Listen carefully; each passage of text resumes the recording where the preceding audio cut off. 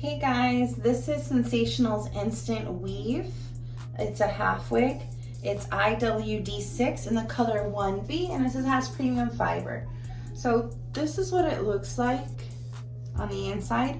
It's got a stretchy mesh, and then over here it has that rose lace, and then it has one comb right in the middle, two combs kind of like diagonally, and then one on the bottom, and it has a drawstring.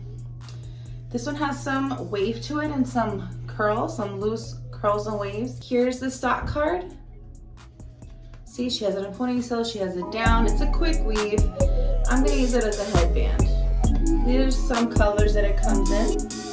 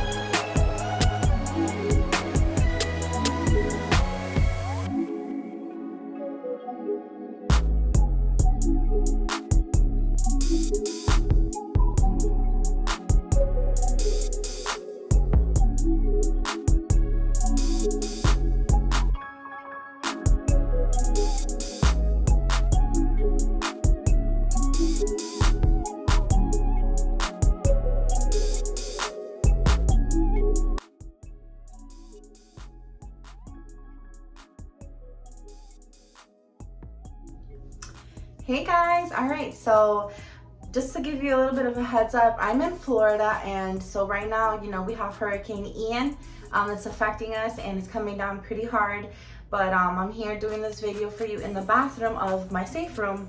So this is just a quick headband tutorial, you know, just to show you how quick and easy it is to put it on. So I chose this style for today so I could just be like super chill and comfy. Tried this one out for the first time, and it's pretty cool. You know, it gives me kind of like the oldies vibe, you know, like the 1950s and 40s with like the big hair and everything. I think it's the 50s and 40s.